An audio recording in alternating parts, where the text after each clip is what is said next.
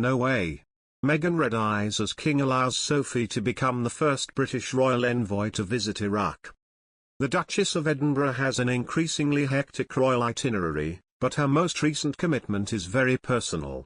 This is in contrast to Meghan Markle purchasing the Gracie Awards and Prince Harry dealing with criticism from all sides after losing a legal battle to have his police security paid for in the UK. Remember when in an interview Sussex said they were going to change the world, after 5 years, how's it changed, Meanwhile, Sophie is in Iraq, changing the world of abused women in conflict areas. It is well known that the Duchess and the Duke of Edinburgh supplanted Meghan and Harry as the Fab Four, together with Prince William and Princess Catherine, and that King Charles nodded in approval by giving Sophie this admirable job. In particular, Buckingham Palace has confirmed that Sophie is currently in Iraq. The mother of two has already spent 2 days in Baghdad, where she heard about the challenges facing Iraqi women and girls, and the ongoing work to protect and promote their rights. Sophie spent time at a high school for girls and spoke to students and teachers about education for young women in the country and their hopes for the future. The Duchess also visited a family planning center where she saw firsthand the work being carried out to support the reproductive health and well-being of Iraqi women, and met women business leaders to discuss the importance of women's economic empowerment. The unannounced trip was made at the request of the Foreign, Commonwealth, and Development Office, in support of the Women, Peace and Security Agenda, WPS, the palace said. And her visit has been particularly well received. While in Baghdad, Sophie was received by the President of Iraq, Abdul Latif Rashid, and the First Lady, during which she shared a message of greeting from His Majesty King Charles. The Duchess was also received by Prime Minister Mohammed Shia al-Sudani. Sophie is following in the footsteps of her brother-in-law, King Charles.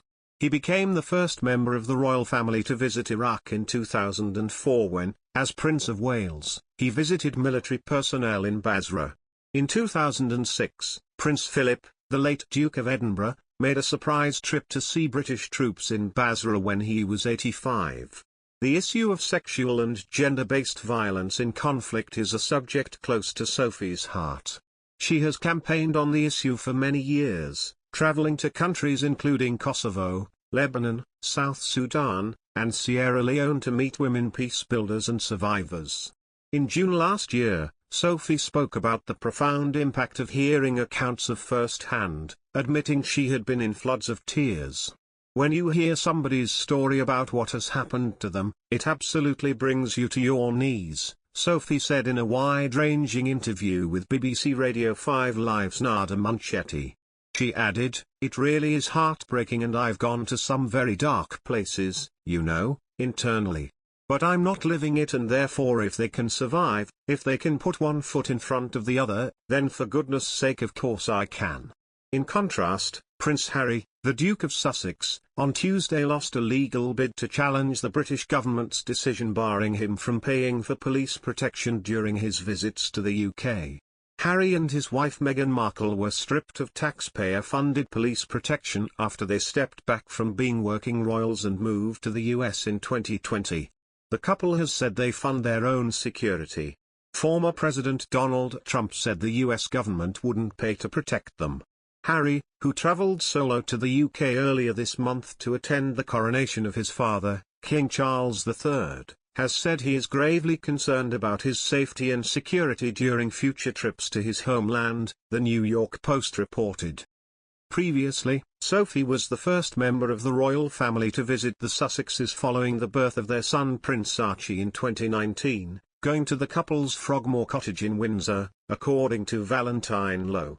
However, their relationship completely fell apart when Harry and Meghan stepped down as non-working royals and Sophie became the Duchess of Edinburgh after her husband Prince Edward was given his late father's Duke of Edinburgh title.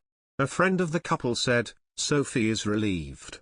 She no longer has to curtsy to someone in the family who has not only left royal duties but has spent the past 3 years criticizing the institution that Sophie works so hard to support."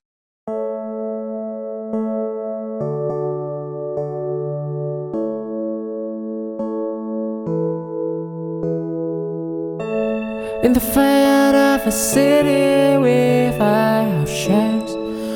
What about a children on Maryland? With the one breathing dimension. For the freedom waiting with you and me, oh. With a ride up on the side, oh, we deserve us a kind. In the fire, we know we live in your eyes. Together it's all about beyond every border. For the freedom and the flame, for the ears, I'll be oh, we there, oh, the shadow, yeah. Whoa, I'll tell us all to be alright, yeah. Whoa, we there, the shadow, right, and the break, yeah. You and over water in your eyes. Thought I'd try a storm in native freeway, riding out our destinies in the day. With the real as more we can of fear. For the freedom shiver, soaring up there with the reading. I'm modified with the really stick. I'm modified. No way. Meghan Red Eyes as King allows Sophie to become the first British royal envoy to visit Iraq. The Duchess of Edinburgh has an increasingly hectic royal itinerary, but her most recent commitment is very personal. This is in contrast to Meghan Markle purchasing the Gracie Awards and Prince Harry dealing with criticism from all sides after losing a legal battle to have his police security paid for in the UK. Remember when in an interview Sussex said they were going to change the world?